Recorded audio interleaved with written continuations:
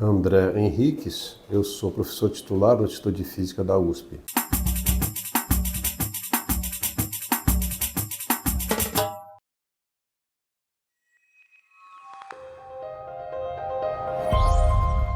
O resultado da pesquisa principal, né, foi justamente a produção de pulsos de luz de uma duração extremamente curta, inédita. A duração dos pulsos é de 1 ato-segundo. Para você ter uma ideia de quão curta é essa duração do pulso, em 1 segundo você tem tantos atos-segundos quantos segundos há na idade do universo. Ou seja, é um absurdo, né? O número de atos-segundos de 1 segundo ser igual ao número de segundos na idade do universo. Você consegue daí ter uma ideia de quão curto é esse tempo. Para a gente entender por que a duração do pulso é importante, basta a gente lembrar, por exemplo, como é que a gente vê um processo. A gente vê um processo através de uma sucessão de imagens. A gente pode imaginar, por exemplo, um cavalo saltando um obstáculo.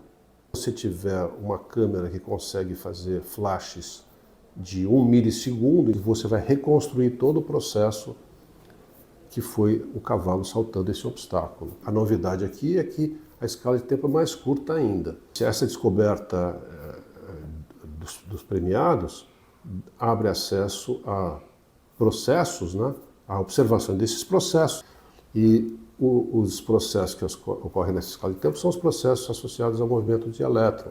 O efeito fotoelétrico deu o prêmio Nobel ao Albert Einstein em 1921. Ali a luz incide sobre uma chapa de metal, ou sobre um metal, e dependendo da frequência da luz, um elétron é ejetado ou não do metal para fora. Em que escala de tempo isso acontece? Talvez seja na escala de tempo desses atos-segundos. Então, seria... O Einstein recebeu aquele prêmio, fez aquela explicação, mas não houve nenhuma questão do tempo. Como é que o tempo está envolvido nisso? Agora você vai poder olhar para isso. O primeiro resultado que foi observado, registrado, foi justamente a ionização do átomo de neônio, onde você estuda a ionização, compara a ionização de um orbital 2p com a ionização de um orbital 2s. E você tem uma diferença de uma dezena de atos-segundos entre os dois tempos de ionização. Do ponto de vista fundamental, você tem uma nova ferramenta para estudar processos e entender os processos. Entender os processos é fundamental para o desenvolvimento do conhecimento.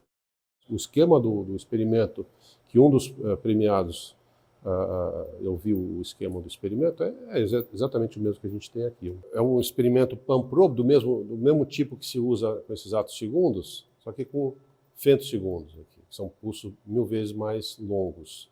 Você vai produzir o pulso, vai fazer com que o pulso produza os fotoelétrons que são ejetados do metal. Mas e aí, como é que você vai observar isso daí? Você precisa de ter um outro pulso que detecte o efeito do primeiro. Então este é o princípio de uma técnica que se usa muito, chamada-se pump probe. Pump, do inglês, significa bombeio, e probe seria teste.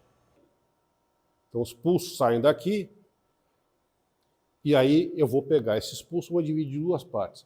Uns que serão os pulsos de pump e outros que serão os pulsos de probe. Os pulsos de pump, eles vão direto para a amostra, com alguns poucos espelhos aqui. Então o pulso que vai provocar alteração na amostra é um pulso azul. Ele está desligado agora, mas é um pulso azul que vai direto para lá.